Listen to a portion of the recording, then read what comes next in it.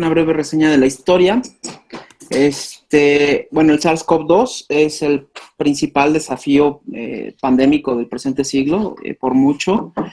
El primer caso documentado fue el 21 de diciembre de 2019 en la provincia de Hubei, en Wuhan, en el país de China.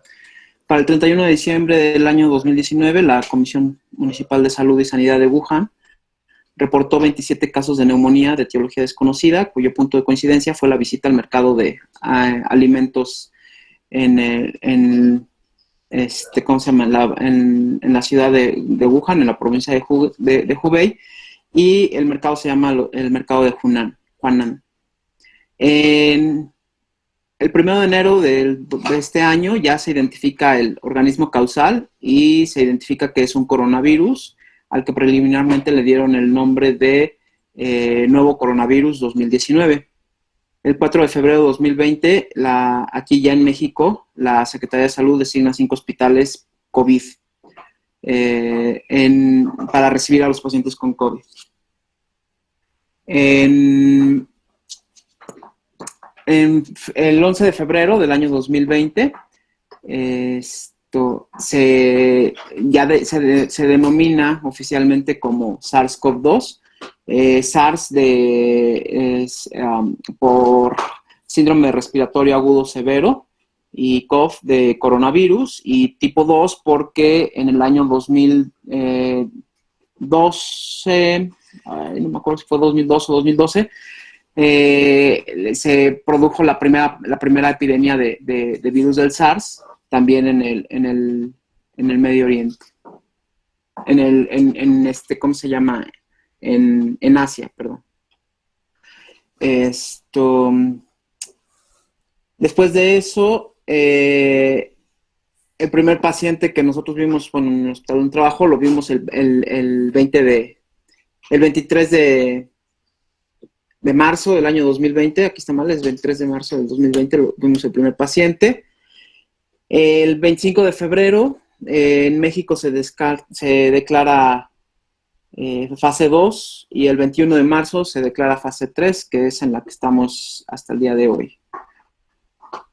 La breve historia, bueno, lo que les comentaba, en 31 de diciembre, en Wuhan se reportan 27 casos de neumonía. Para el 5 de enero, asocian el coronavirus como agente causal de la neumonía. El 8 de enero, los CDCs anuncian que ya aislaron al nuevo coronavirus. En el 2020, el 24 de enero, se publica la secuencia genómica completa del virus. El 3 de febrero, se publica la secuencia genómica completa en Japón, la previa fue en Estados Unidos, y surge lo del famoso crucero de, ¿cómo se llama?, de los japoneses, que tuvieron que mantenerse en cuarentena arriba del barco. El 11 de febrero de 2020, la OMS le da el nombre de COVID-19 y nominan al virus como el SARS-CoV-2. Para el mes de mayo, perdón, existe ya un total de 417,000 casos confirmados a nivel mundial, con más de 287,000 muertes. Perdón, eran más de 4 millones de casos. Bueno, y así van incrementándose hasta que el 11 de marzo la OMS declara la pandemia global a nivel mundial. Luego, el 16 de febrero se registra la primera muerte de una persona en Europa, en Francia en particular. ¿Qué más? Bueno, ya se empiezan a dar reportes a finales de abril de algunos animales que son portadores del virus.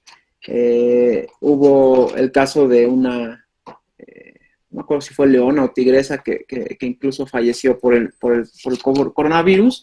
y eso nos abrió los ojos de que algunos animales pueden ser no solo portadores, sino también padecer la enfermedad. Parece que los felinos pueden ser tanto portadores como padecer la enfermedad. Los caninos, o sea, los perritos, ellos prácticamente no sufren ninguna afección por el virus. Bueno, acerca del virus, el virus es extremadamente pequeño, tiene diferentes espículas sobre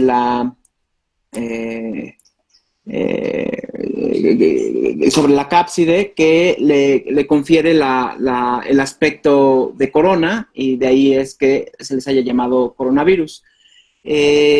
Tienen varias proteínas estructurales que se encuentran en la capa lipídica que envuelve a todo el virus, y en esta capa se encuentran las proteínas, la proteína M y la proteína S, las cuales son básicas para su adhesión a los receptores en el cuerpo humano. Tiene unas glucoproteínas que envuelven a la bicapa lipídica, y dentro del virus se encuentra la proteína de la nucleocápside, la cual trae el RNA y el genoma del RNA del virus. Los coronavirus en general son virus RNA, y por eso es que se han utilizado en el tratamiento muchos retrovirales que actúan directamente sobre el RNA del virus. En cuanto a la epidemiología, bueno, estos son datos actualizados hasta el día 24 de junio, donde vemos que desgraciadamente ya el mayor número de casos se encuentra en América, a nivel mundial, y parece ser que vamos a ser los que tengamos más casos cuando termine todo esto, ¿no? Y en cuanto a América, bueno, los países que más casos tienen son, en primer lugar, los Estados Unidos, de ahí sigue Brasil, en tercer lugar estamos entre México, algunos países como Perú, Ecuador y Canadá.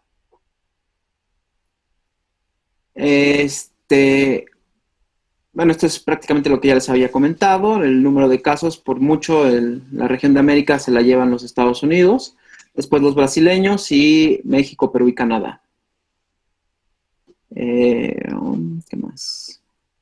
Bueno, la gráfica del día de ayer en México, bueno, pues como sabemos, el Estado de México y la Ciudad de México aportamos cerca del 40% de todos los casos del país, y es donde tenemos el mayor número de casos de enfermos por COVID.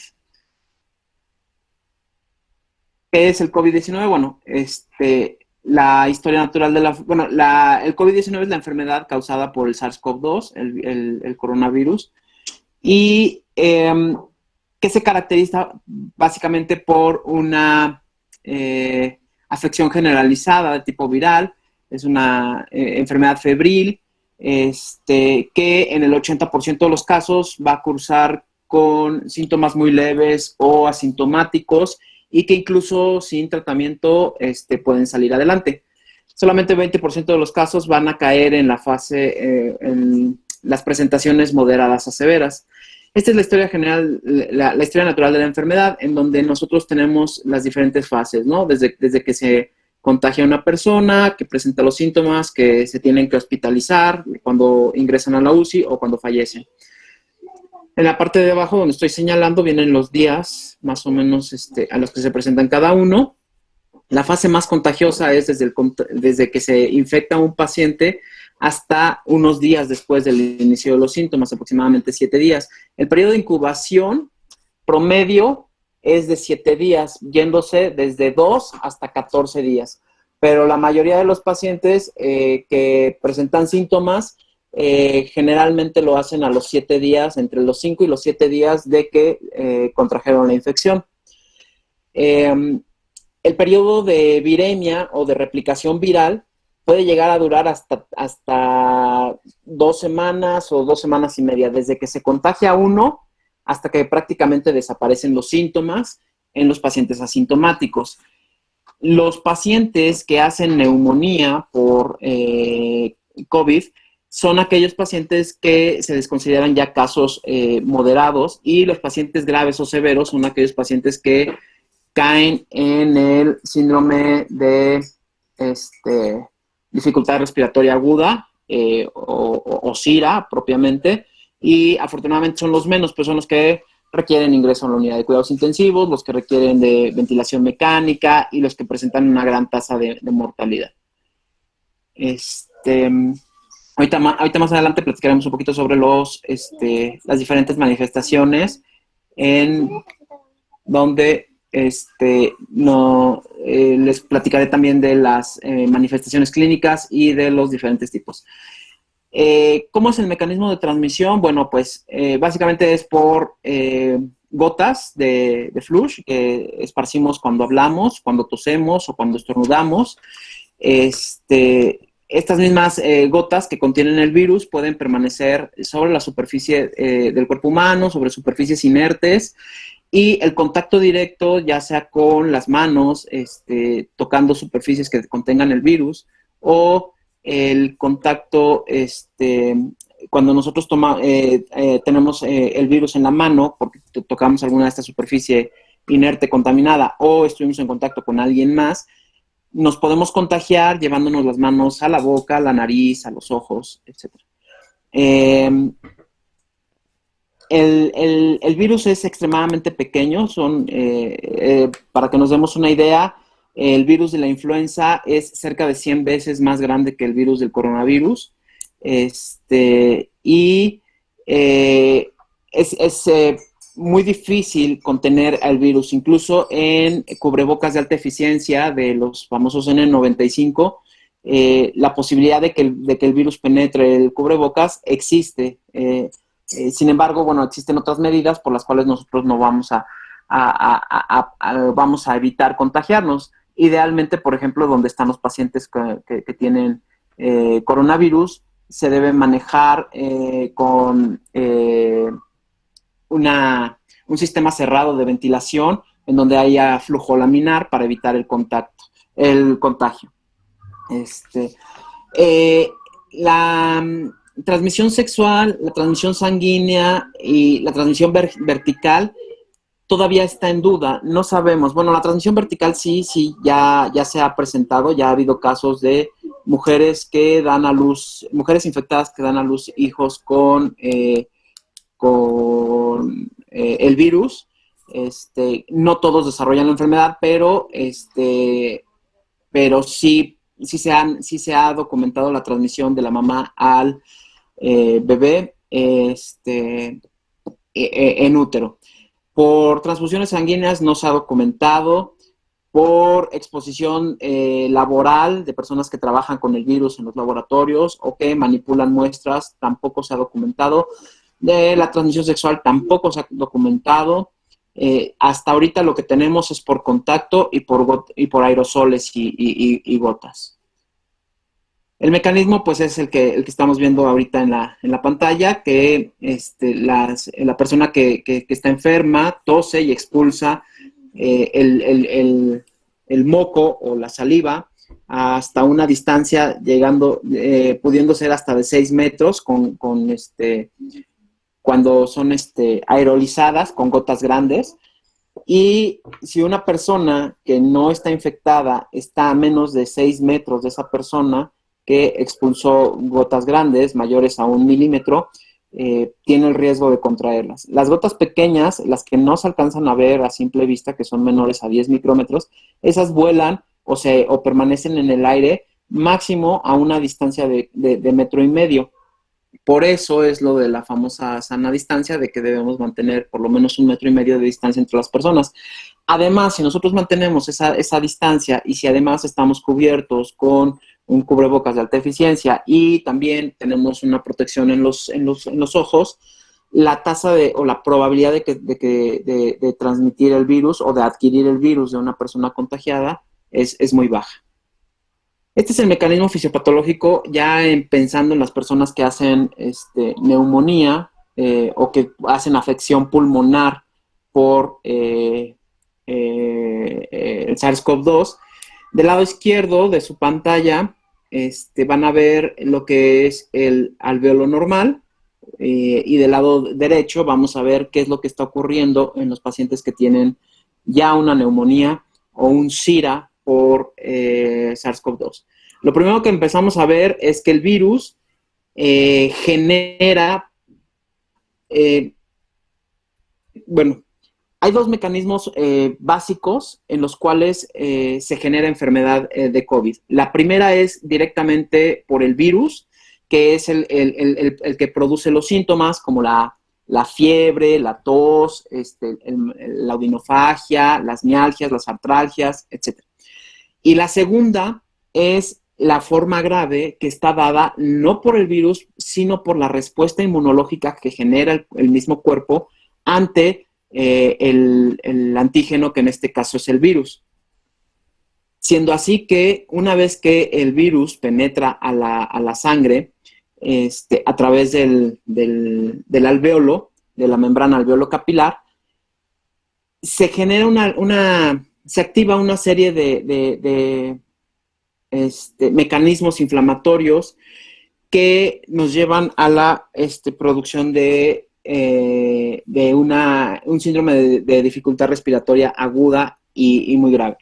Primero, lo que ocurre es que existe fuga a nivel del espacio endotelial vascular por una inflamación severa que se produce en el endotelio vascular. Esta inflamación está dada primero de forma celular por polimorfonucleares y mononucleares. Los polimorfonucleares o neutrófilos y los linfocitos T,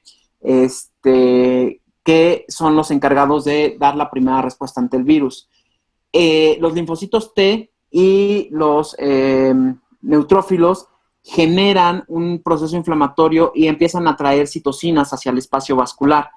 Una vez que estas citocinas llegan al espacio vascular, empiezan a inflamar el endotelio vascular. Al inflamar el endotelio vascular empieza a ser permeable para sustancias con las cuales normalmente no es permeable. Si vemos del lado derecho, se ve perfectamente un sello hermético, tanto en el endotelio vascular como en la membrana alveolo-capilar. La inflamación generada por la degranulación de células de defensa, tanto linfos como monocitos, como mastocitos, como los mismos neutrófilos, hace que se produzca una inflamación local. Esta inflamación local va a ser la señalización importante para generar la producción de citocinas inflamatorias. ¿Cuáles son estas citocinas? Bueno, las que ya todos conocemos. Interleucina 2, interleucina 6, interleucina 7, 8, 10, factor estimulante de colonias de granulocitos, factor de necrosis tumoral alfa. Todas estas citocinas se empiezan a ser atraídas hacia el endotelio vascular de la membrana alveolo-capilar. Cuando llegan estas citocinas, se empieza a producir disfunción celular, tanto de la célula del epitelio alveolar tipo 1 como de las tipo 2.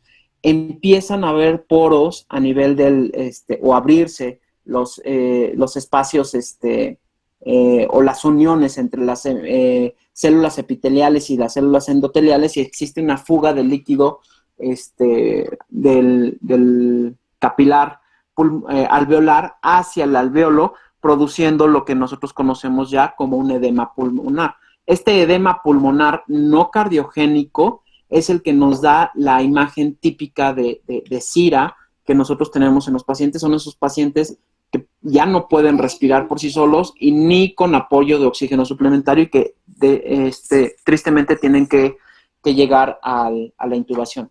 ¿Cómo se da la entrada del virus a la célula? Bueno, el virus tiene afinidad o su receptor a través del cual entra es el receptor tipo 2 de la enzima convertidora de angiotensina tipo 2.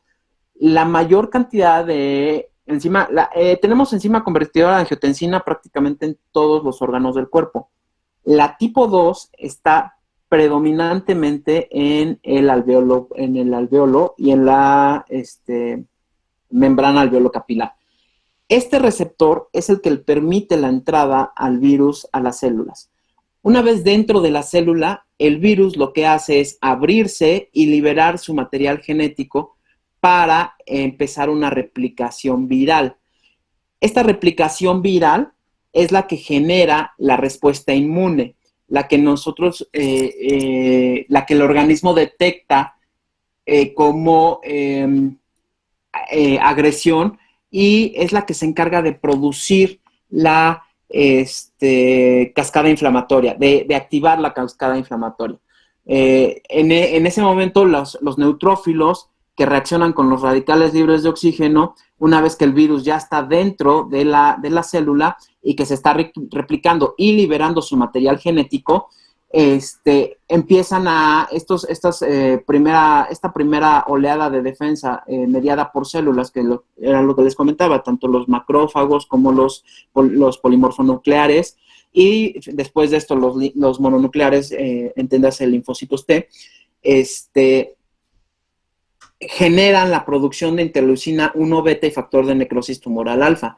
Después de que estos ya se produjeron, entonces vienen la liberación de otras citocinas como interleucina 6, 8 y factor de necrosis tumoral alfa. Estas interleucinas lo que hacen es aumentar la contractilidad y permitir el flujo de líquido a través de la unión celular entre las dos, entre dos células de la membrana alveolo capilar, y la fuga, entendiendo que en esta parte está la sangre o el flujo sanguíneo, y que esta es la célula endotelial capilar, permite la fuga del contenido líquido de la sangre hacia el alveolo capilar, y eso es lo que produce el edema agudo de pulmón. Entonces, existe una pérdida de las uniones, y vemos aquí esta unión que está totalmente abierta y separada, y eso es lo que genera la fuga. Por otro lado, este es el mecanismo por el cual existe riesgo de trombosis en los pacientes con COVID severo, que es por la activación de moléculas de agregación plaquetaria, como se estimula la cascada de la coagulación a través de las plaquetas. Existe al haber ruptura o pérdida de la integridad alveolar, se empiezan de la integridad de la membrana alveolo capilar, se empiezan a agregar diferentes plaquetas y las plaquetas echan a andar el mecanismo de la coagulación. Se estimula la producción de fibrinógeno y se empieza a consumir fibrinógeno. Las mismas plaquetas también liberan otras citocinas que son de adhesión plaquetaria, como las moléculas, las integrinas y las moléculas, las ICAM y las BCAM. Finalmente, estas ICAM y las BCAM, que están estimuladas por la producción de plaquetas, por la adhesión de plaquetas a nivel del endotelio capilar, nos van a producir van a estimular a más células de defensa, que en este caso neutrófilos, y se echa a andar la cascada de inflamación a través de la vía del complemento, y entonces empezamos a tener consumo del factor 3 del complemento, del factor 4 del complemento, del factor 5A del complemento y del factor H50. A final de cuentas, esta activación del complemento, aquí, cuando se activa el complemento, nosotros ya estamos en el escenario de un paciente que está a horas de fallecer, que ya tiene daño orgánico múltiple, que ya tiene sobre todo el marcador de más mal pronóstico, que es la lesión renal aguda, que no responde a terapia de reemplazo. Incluso la terapia de reemplazo incrementa la mortalidad, y es cuando nosotros ya no hay manera de frenar, es un punto de no retorno donde no hay manera de frenar la cascada inflamatoria.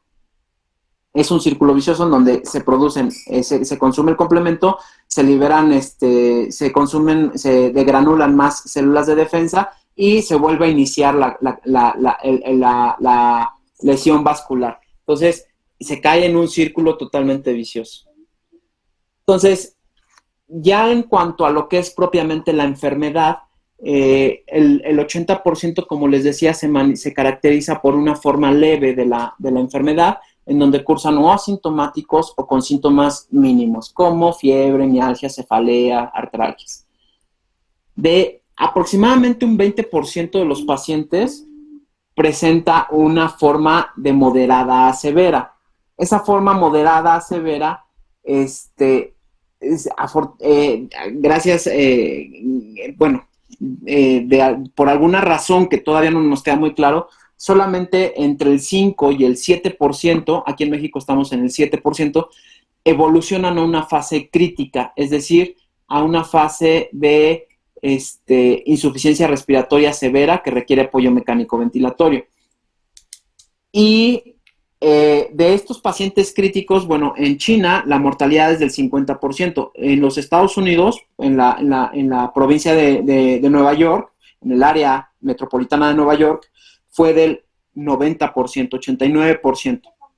En México, a nivel global, la mortalidad de los pacientes críticos anda rondando entre el 65 y el 70%. Cada hospital pues tiene sus estadísticas distintas, ¿no? Nosotros, bueno, al menos yo en el 20 de noviembre sí tenemos una mortalidad muy por debajo de ese 65% en pacientes críticos. Andamos rondando entre el 56 o 57% de mortalidad en pacientes críticos. Ahora, nosotros podemos saber quién se va a complicar y quién no. De alguna manera existen factores predisponentes para esto. Sin embargo, no podemos tener la certeza. Hay diversos estudios y diversas cortes que nos han enseñado a nivel mundial cuáles son los factores que se asocian con mal pronóstico. Por ejemplo, para severidad o para casos graves, pues en personas que sean mayores de 50 años. Es una enfermedad que afecta por mucho más a los hombres que a las mujeres.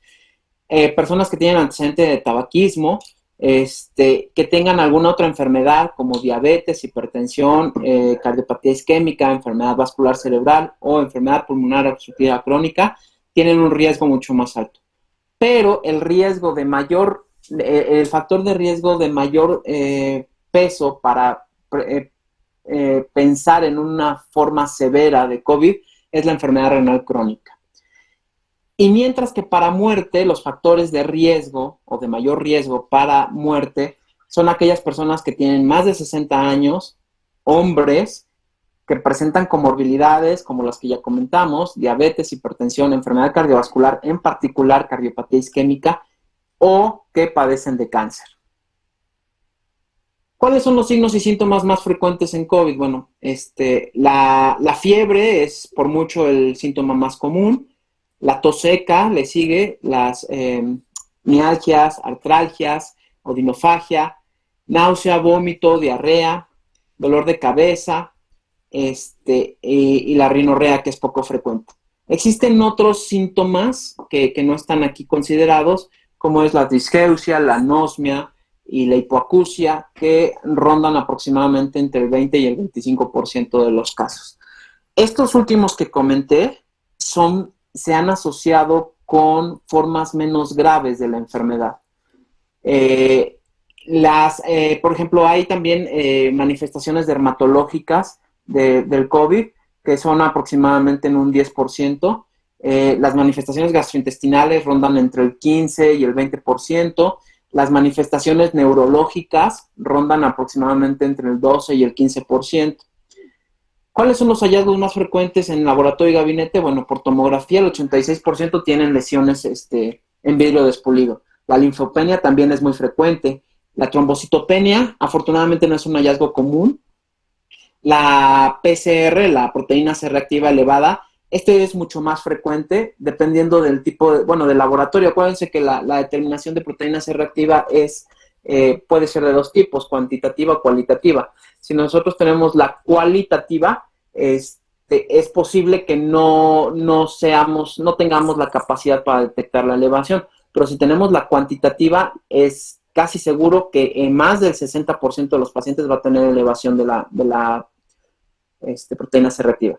La procalcitonina afortunadamente no se eleva en COVID, y eso es algo muy bueno porque nos permite utilizar a la procalcitonina como un marcador de complicación en pacientes que ya se sobreinfectaron, ¿no? Es decir, pacientes que ingresan por una neumonía viral, por COVID, y que en el transcurso de su internamiento desarrollan una sobreinfección bacteriana. Entonces, para ellos dejamos la procalcitonina.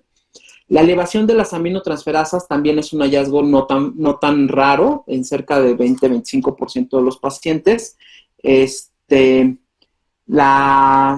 Otro hallazgo frecuente y que es de mal pronóstico es la elevación del dímero D. Cuando nosotros tenemos elevación del dímero D, es muy probable que ese paciente vaya a cursar con un cuadro severo de COVID, ¿no? Y nos habla del riesgo de trombosis en ellos. ¿Cómo definimos un caso sospechoso? Bueno, es una persona de cualquier edad que en los últimos 7 días haya presentado 2 de los siguientes signos o síntomas: tos, fiebre o cefalea, acompañado al menos de uno de los signos o síntomas como conjuntivitis, rinorrea, dolor torácico, dolor u opresión torácica, mialgias, artralgias, odinofagia, disnea, que no se puede explicar por alguna otra causa. Más aparte los que ya le comenté, disgeusia, ¿cómo se llama? Anosmia o hipoacusia. ¿Cómo vamos a diagnosticar? Bueno, a nivel mundial, lo que se ha optado por utilizar para diagnóstico, pues es la PCR en tiempo real, la reacción en cadena de polimerasa. ¿Qué es la PCR? Bueno, no es otra cosa más que la detección del material genético del virus en secreción o en sangre o en algún producto biológico del paciente. Las más sensibles que tenemos son las que se toman a nivel de la nariz y de la faringe, para población general. Para los pacientes graves, bueno, el lavado y cepillado bronquialveolar nos da una sensibilidad cercana al 90%. En general, en términos reales, la sensibilidad de la PCR de manera generalizada ronda el 70%. ¿Qué es esto? Es que 3 de cada 10 pacientes que tengan la enfermedad nos va a salir negativa y van a tener la enfermedad. Entonces, desgraciadamente la PCR es una prueba mala. No es tan sensible como nosotros quisiéramos, pero es lo que hay. No hay otra, y es mala aquí y en China y en todo el mundo. Entonces, no es una situación inherente a un laboratorio en particular, no es una situación inherente a la raza, es una situación que es inherente al tipo de prueba y no se puede hacer nada contra eso, es lo que hay. Entonces, tenemos que tener alternativas para documentar la infección en aquellas personas en las cuales tienen los datos clínicos y aparte tienen una reacción en cadena de polimerasa, una PCR en tiempo real negativa. Esto es lo que les comentaba, de la sensibilidad de la prueba, pues es baja, ¿no? La prueba tiende a negativizarse conforme pasan los días, porque el mismo organismo se encarga de eliminar al virus, y como lo que buscamos o lo que detectamos en la PCR es el material genético del virus, cuando llegamos nosotros a los 15 a 20 días de que se contrajo la infección, ya menos del 50% de los pacientes tienen todavía el virus circulando en la sangre, lo cual nos lleva a que si ya no está el virus circulando en sangre, ya la PCR no va a salir positiva, ¿de acuerdo? Los anticuerpos, conforme van pasando los días y se generan anticuerpos, es más fácil detectarlo. Pero, oh sorpresa, que desgraciadamente nos estamos dando cuenta de que no todos los pacientes que sufren de la infección por COVID, de la infección por SARS-CoV-2, genera anticuerpos. No sabemos la causa de por qué está ocurriendo esto, pero solamente entre un 6 y un 10% de los infectados tienen anticuerpos detectables después de 6 semanas de haberse infectado. No, vuelvo a lo mismo, no sabemos la causa, pero es muy baja la tasa de presentación de anticuerpos séricos de personas que padecieron la infección. Esta es la gráfica que nos habla sobre precisamente lo que les acabo de explicar. ¿Cuándo es probable que nosotros tengamos la PCR positiva? ¿Cuándo es probable que tengamos la PCR negativa? De acuerdo al número de semanas. Al inicio de los síntomas, más o menos el 90% de los pacientes se infectó cerca de una semana previa y es muy poco probable que nosotros podamos detectar al virus en esta fase. ¿Por qué? Porque el paciente no tiene síntomas y la mayoría de los pacientes no saben que están infectados. Pero el hecho de que no tengan síntomas y que no podamos detectar el material genético del virus en una prueba no quita que el paciente sea contagioso, que pueda infectar a otras personas. Entonces el riesgo es de que en esta fase el paciente no sabe que está infectado, no se siente mal y puede esparcir el virus. Una vez que inician los síntomas, prácticamente es el mejor momento para poder detectar al virus en sangre, al virus en las muestras de PCR. Recordando que solamente vamos a detectar a 7 de cada 10, pero es cuando existe mayor probabilidad, porque si vemos con el paso del tiempo, la curva de positividad de la PCR tiende a disminuir, dependiendo del sitio, ¿no? En azul tenemos a los que se toman en la garganta y en la nariz. En rosa tenemos a los que se toman directamente de los pulmones de un lavado bronquialveolar. La detección en heces está presente, pero es muy baja, por eso no se utiliza. Y bueno, la aparición de anticuerpos teóricamente se presenta a partir de la segunda semana de la infección. Sin embargo, la realidad es que, bueno, dependiendo qué tipo de anticuerpo, ¿no? El anticuerpo IgM, que, ¿cómo se llama? Es el primero que se empieza a elevar, ese sí casi siempre está presente a partir de la segunda semana. Pero el anticuerpo IgG, que es el que a final de cuentas nos pudiera hablar de una memoria inmunológica, ese solamente está presente a partir de la tercera semana.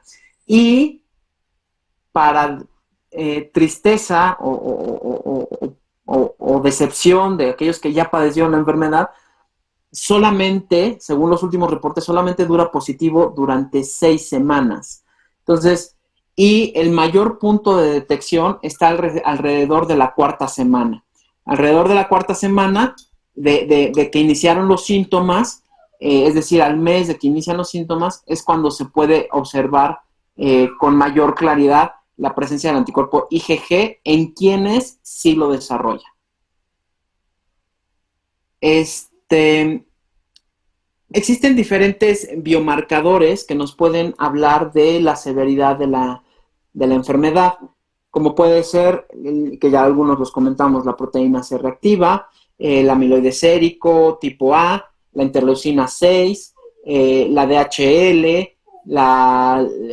¿cómo se llama? La célula, la cuenta de leucocitos, pero en particular de linfocitos, el dímero D, el número de plaquetas, la troponina y los biomarcadores renales como la urea y la creatinina.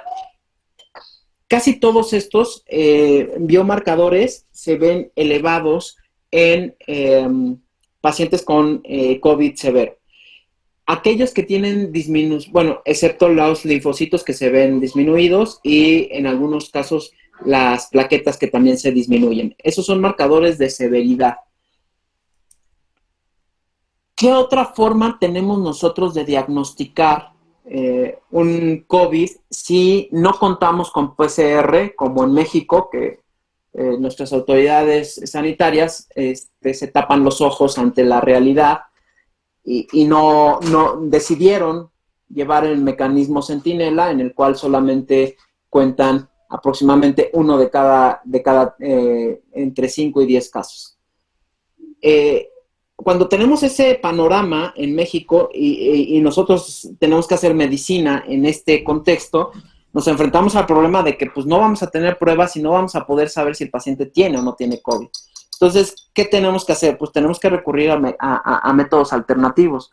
¿Cuál es el método alternativo más eficaz que existe? La tomografía. Siendo así que la Sociedad Americana de Radiología realizó un consenso para definir cuáles eran los hallazgos típicos de infección por COVID a nivel pulmonar. Así tenemos que nosotros podremos por tomografía documentar aquellos casos severos de COVID, de moderados a severos, que hacen neumonía o neumonitis y que evolucionan a SIRA. Ellos definieron 4, ¿cómo se llama? Grupos de hallazgos tomográficos, ¿no? El primero es el hallazgo, la imagen típica de COVID-19, que se presentan como unas consolidaciones o lesiones intralobulares en las bases de predominio basal, con parches de base pleural en la periferia pulmonar, que se le llama una imagen de pavimento loco. Las lesiones multifocales que se encuentran en el parénquima pulmonar, que no tengan consolidación y que no tengan engrosamientos septales o intralobulillares, también conocidos como vidrio despulido, son el patrón típico de COVID-19. ¿Cuáles son? El segundo grupo ellos lo definieron como una sospecha intermedia, que como puede ser aquellas pacientes que tienen múltiples lesiones, pero son de tamaño menor, que afectan la región periliar, multifocal, y que pueden ser unilateral o bilateral, pero sin imagen de consolidación. Tampoco tienen imagen de fuga o de ¿cómo se llama? Líquido alveolar, ¿cómo se llama? No tienen patrón alveolar y no tienen una distribución clásica de predominio basal. El patrón típico casi siempre está en las bases. Cuando ya no está tan marcado en las bases, cuando ya son múltiples y son muy pequeñas y no todas tienen base pleural, sino son más bien centrales, ya estaremos ante una característica de aparición intermedia o una presentación, una probabilidad intermedia de COVID. La apariencia típica, pues es muy sencillo, cuando no cumple los datos característicos que acabamos de mencionar. Puede o no tener lesiones, pero no están en las bases, no tienen la imagen de vidrio esmerilado o vidrio despulido, no forman el patrón de fibrosis de pavimento loco. Este pavimento loco, para que me entiendan, no sé si alguna vez han visto cómo se ve cuando hay hay un terreno que es de tierra, que cae la lluvia y se moja, y cuando se empieza a secar hace como unas grietas y queda como si fueran mapas. Ese es el famoso pavimento loco bueno, así le llaman los americanos, ¿no? El crazy paving. Esa es la imagen característica, que se ven lesiones de una morfología irregular y que se ven como con engrosamientos. Luego, bueno, negativo para neumonía es cuando pues no hay ninguna lesión, ¿no? Aquí están las imágenes radiográficas. Este es el patrón típico de COVID, en donde vemos las imágenes de vidrio deslustrado, que son casi siempre triangulares, de base pleural, de predominio en las bases, que tiene afección multilobular y que tiene afección bilateral por COVID. Esta es otra imagen tomográfica también de patrón típico, con imagen de vidrio esmerilado, con lesiones de base pleural, triangulares, de predominio en la base, etc. ¿No? Esta es una imagen, la que están viendo aquí en este recuadro, de una neumonía por influenza. Esta, a diferencia de la del COVID, ya tiene imagen de consolidación. Si vemos aquí, ya tiene ocupación alveolar severa con broncograma aéreo, que no tiene COVID en un inicio. Pero si vemos del lado izquierdo de la misma tomografía, esta imagen ya es la imagen de Crazy Paving, que es la de pavimento loco, que sí puede tener en común COVID. En cuanto al tratamiento, bueno, recordemos que solamente el tratamiento para fines prácticos no hay. No tenemos tratamiento para coronavirus. Y ese es uno de los grandes problemas, de los grandes retos. El tratamiento que se da es un tratamiento de sostén, solamente para controlar de alguna manera los síntomas y algunos casos disminuir la replicación viral. Solamente se da tratamiento para aquellos casos moderados a severos. Generalmente los casos leves no se da tratamiento más que tratamiento de sostén con paracetamol, acetaminofén. Siendo así que para los casos graves recurrimos a tres grandes grupos de tratamiento. Primero, los que tienen acción antiviral. Segundo, los que tienen acción inmunológica. Y tercero, las medidas de sostén. En cuanto a los tratamientos que tienen acción antiviral, tenemos primero a los antimaláricos, la hidroxicloroquina, la cloroquina, que junto con la citromicina comparten un mecanismo de acción que lo que hacen es modificar el pH celular. Al modificar el pH celular, se evita la entrada del virus a la célula. Entonces, si bien es cierto que existen diferentes publicaciones que han demostrado que hidroxicloroquina o cloroquina solas o combinadas con acitromicina no son efectivas. La realidad es que in vitro, es decir, cuando se prueban en una caja de ensayo con el virus, sí tienen acción antiviral. Lo mismo ha ocurrido con lopirrito, lopinavir-ritonavir, que es un retroviral que se ha utilizado para VIH, que también tiene cierta actividad antiviral en pacientes con VIH, inhibiendo la replicación viral. Favipiravir, que se está utilizando mucho en Rusia, está muy en duda, tiene acción antiviral como in vitro, como todos los que están en esta lista, pero desgraciadamente los datos que se tienen de ellos son muy oscuros porque los rusos no han publicado realmente su experiencia con el fármaco, pero pues casi a todos les están dando. El remdesivir, del cual ya hablaron hace rato sus compañeros cuando platicaron de ébola, efectivamente es un fármaco que se utilizó originalmente para el virus del ébola, sin buenos resultados. La realidad es que no funciona en ébola y tampoco funciona en COVID.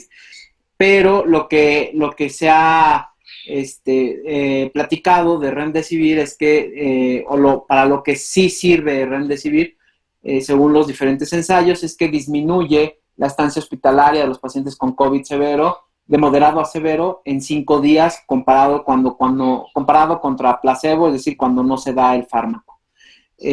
No tiene efecto sobre la mortalidad y bueno, tanto hidroxicloroquina como remdesivir parecieran más bien ser como una apuesta muy fuerte de la industria farmacéutica por reposicionar los fármacos más que una acción antiviral propia y clara.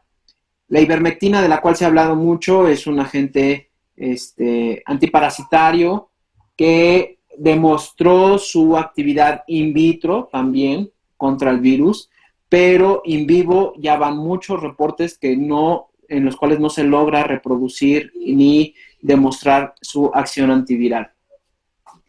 En cuanto al tratamiento inmunomodulador, tenemos a los corticosteroides. Los corticosteroides, existen varios ensayos que comentan que tienen cierto impacto en la mortalidad y en la duración de la enfermedad. El primer reporte que se hizo sobre corticosteroides fue hecho por los chinos y lo que ellos utilizaron fue metilprednisolona, succinato de metilprednisolona. Recientemente el estudio que está causando mucho revuelo, el Recovery Trial, que habla sobre, uno de sus brazos es con dexametasona, en donde ellos mencionan que el uso de dexametasona, dosis de 6 miligramos al día durante 10 días en pacientes con COVID moderado severo, disminuye la mortalidad en un 25% en los pacientes que reciben dexametasona contra los que no reciben dexametasona, para los pacientes que requieren ventilación mecánica, y en un 30% para los pacientes que no requieren ventilación mecánica, pero que sí requieren oxígeno. La verdad es que los datos son controversiales, no han mostrado todos los resultados del estudio y no queda mucha duda de que realmente sean tan buenos como ellos dicen. Ellos encontraron un número necesario a tratar de 8 pacientes para mejorar a 1, es decir, el número necesario a tratar de la dexametasona es, tienes que tratar a 8 pacientes con dexametasona para que 1 se salve de morir. Sigue siendo un número alto. No queda muy claro. Y en SARS y en MERS se utilizó dexametasona sin ninguna respuesta. Yo no veo por qué SARS-CoV-2 sea diferente a SARS-CoV-1 y tampoco sea diferente a MERS, siendo que los tres son enfermedades producidas por coronavirus.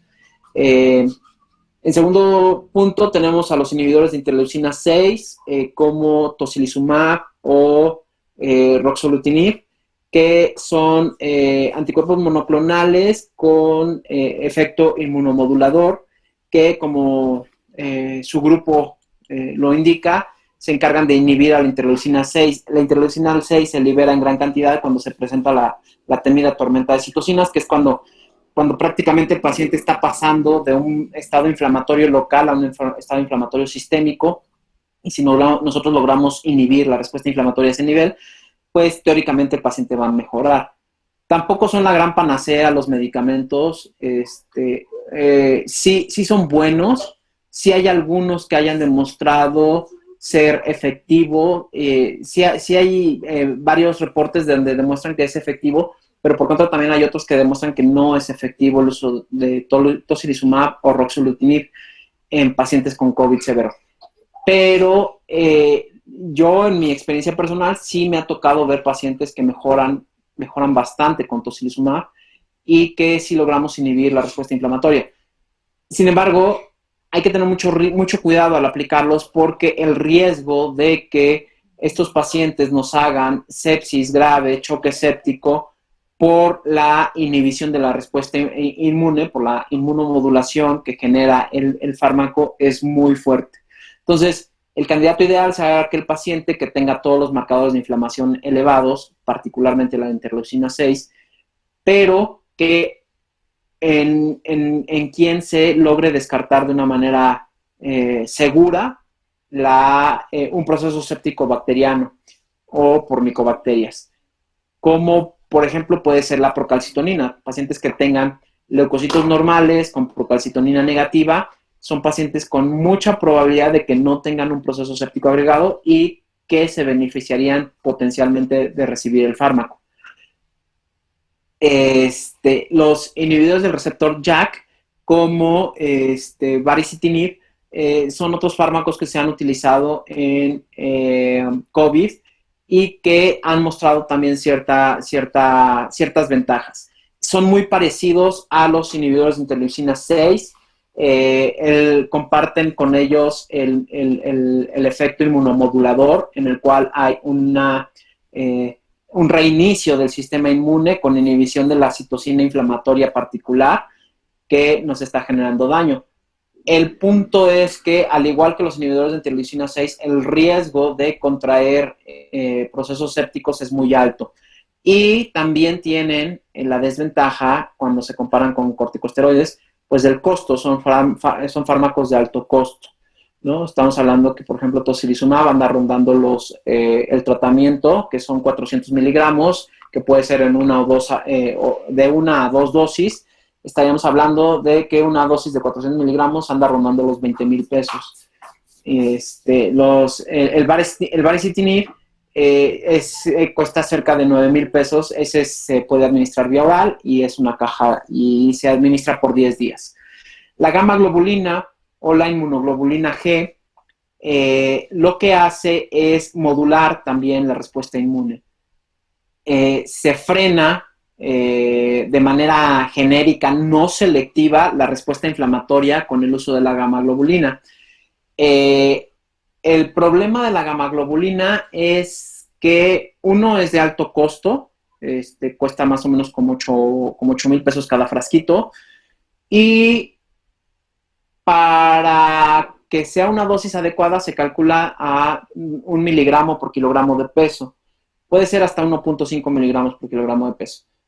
Pero el detalle es que los frascos que vienen de 6 gramos cuestan 8,000 pesos y estamos hablando de que el paciente promedio se lleva entre 10 y 11 frascos. Entonces, a final de cuentas, el tratamiento anda rondando los 100,000 pesos. Es efectivo, nosotros lo hemos utilizado con buenos resultados, estamos por publicar ya esos resultados, en los cuales nos ha ido bastante bien. Sin embargo, sí tiene efectos adversos medio feos, ¿no? Como puede ser la insuficiencia renal o la insuficiencia cardíaca. Entonces, está contraindicado en pacientes que tengan falla renal o falla cardíaca. ¿Por qué? Porque se infunde una gran cantidad de volumen y la gamma globulina tiene un peso molecular muy alto, entonces genera una gran carga osmótica y oncótica. Entonces, hace que los pacientes pues, que tengan falla cardíaca, aunque estén compensados de la falla cardíaca, pues se descompensen. Lo mismo que con la lesión renal. La tan publicada serie de transfusión de plasma de personas convalecientes de COVID no es otra cosa que aquellos pacientes que salieron de la enfermedad y en su suero o en el plasma se detectan niveles de anticuerpos contra coronavirus, se les extrae el plasma, ¿cómo se llama? Se trata el plasma para que no tenga infecciones ni nada y se infunde en pacientes que están severamente enfermos. Entonces, lo que estamos haciendo es infundir anticuerpos contra coronavirus. Mucha gente tiene todas sus expectativas puestas en este tratamiento. La realidad es que no es nada del otro mundo y está muy poco disponible. ¿Por qué? Si recuerdan, al principio de la plática les dije que solamente está disponible se encuentran niveles séricos de anticuerpos en cerca del 6% de los pacientes que estuvieron infectados. Entonces, es muy difícil conseguir anticuerpos, punto número 1. Y punto número 2, si recordamos la gráfica de la evolución de la enfermedad, los pacientes severamente enfermos que requieren atención en la unidad de cuidados intensivos y que ya están en ventilación mecánica, ya pasaron cerca de 3 semanas de que empezaron la infección. Para ese entonces, el virus prácticamente ya desapareció. Entonces, infundir anticuerpos contra un virus que ya casi no existe en la sangre y que más bien es la respuesta inflamatoria la que está matando al paciente, pues no tiene prácticamente ninguna lógica. Entonces, los que se han recuperado de COVID con infusión de plasma convaleciente, pues prácticamente son más bien recuerdos anecdóticos que se iban a curar con o sin plasma de personas convalecientes. La realidad es que no no parece ser la solución real al problema. Como no la hay, en realidad no hay tratamiento. Finalmente, el recambio plasmático. ¿Qué es esto? Bueno, mejor conocido como plasmaféresis, es que se conecta, se le pone un catéter al paciente, un catéter exactamente igual al que se utiliza para la hemodiálisis, y se conecta a una máquina de plasmaféresis, que es la máquina de plasmaféresis es una máquina que extrae sangre por un lado, la pasa a través de unos filtros y la regresa al paciente. En este caso, el filtro no es para detener toxinas como creatinina y urea, sino los filtros son para detener células inflamatorias.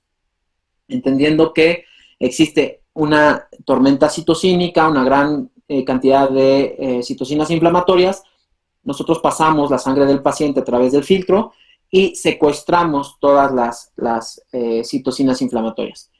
Este es un tratamiento nuevo que también ya estamos haciendo y que estamos próximos a publicar con resultados en un principio muy buenos y después ya no tan buenos. Desde el punto de vista de los marcadores, prácticamente todos mejoran y se negativizan los marcadores. Pero desde el punto de vista clínico, tenemos resultados no tan favorables, en donde llevamos aproximadamente 10, 12 pacientes, en donde de esos 10, 12, 8 han mejorado de manera espectacular y los otros 4 sí mejoraron, pero tardaron mucho tiempo en mejorar y quedaron con daño pulmonar severo. En cuanto al tratamiento de sostén, lo primero y más importante es el oxígeno. Existe un gran débito de oxígeno en la célula porque esas imágenes que veíamos de vidrio despulido, de ocupación de los alvéolos por inflamación, es pérdida de espacio de superficie de intercambio alveolar. Entonces, existe disminución de la concentración de oxígeno tanto a nivel de los alvéolos como de los capilares y evidentemente pues de todo el organismo. Entonces, lo primero que hay que hacer es suplementar oxígeno a altas concentraciones. A diferencia de otras enfermedades en donde el oxígeno a altas concentraciones puede ser tóxico, en esta enfermedad nos hemos dado cuenta de que el oxígeno, lejos de ser tóxico, es básico para los pacientes y requieren de oxígeno. Y el oxígeno puede estar dado por diferentes mecanismos. Puede estar dado por puntas nasales tradicionales, por mascarilla con reservorio, que nos dan concentraciones altas de oxígeno, hasta una FiO2, una fracción inspirada de un 50%, o cánulas nasales de alto flujo, como que nos dan concentraciones mucho más elevadas, que nos pueden dar hasta una FiO2 al 100% a un flujo de 40 litros por minuto. Desgraciadamente, los pacientes que se complican y que hacen un síndrome de insuficiencia respiratoria del adulto por COVID, no importa qué dispositivo de oxígeno ocupes, no le va a ser suficiente y va a terminar en ventilación mecánica. La ventilación mecánica, bueno, pues es una terapia puente para COVID y para todo. ¿En qué consiste? Bueno, pues en introducir un tubo a través de la tráquea que se conecta a una máquina que cicla de manera repetida el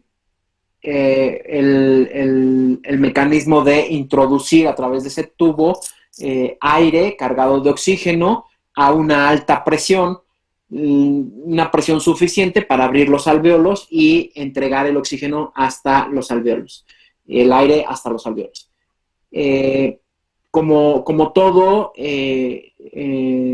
siempre la ventilación mecánica solo es una terapia de sostén y es terapia puente en lo que logramos desinflamar esos pulmones, ya sea con medicamentos o por la historia natural de la enfermedad, que una vez que se termina de inflamar, viene el proceso de desinflamación y finalmente la secuela, el daño fibrótico pulmonar.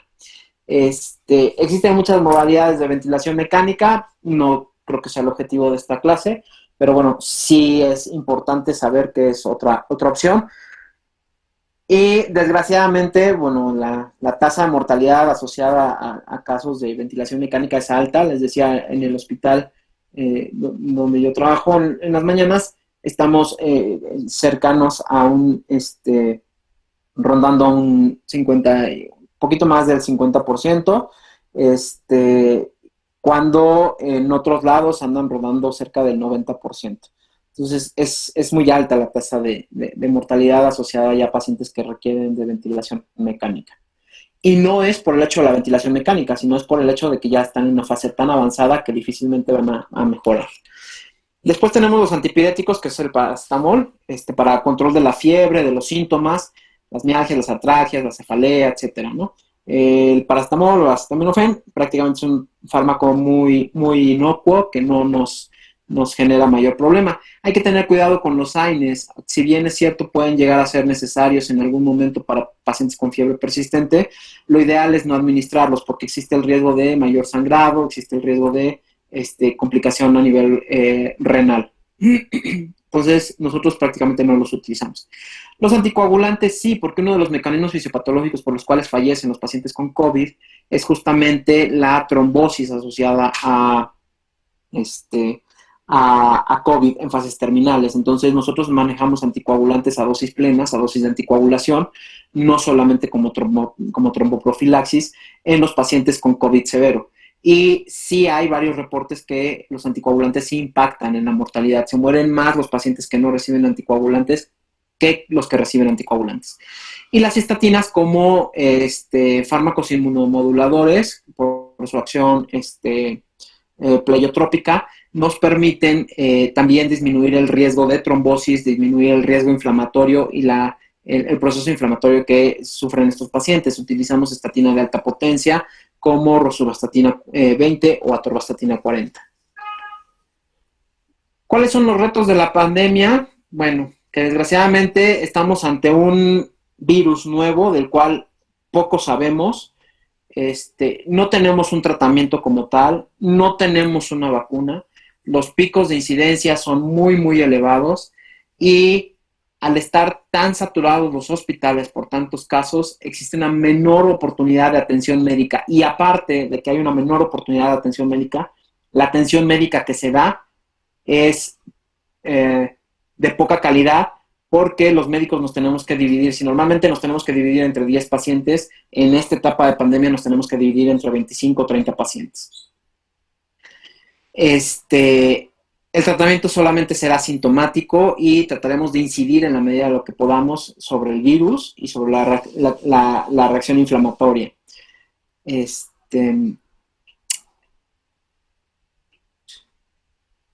Y bueno, pues eso sería todo. No sé si tengan alguna duda.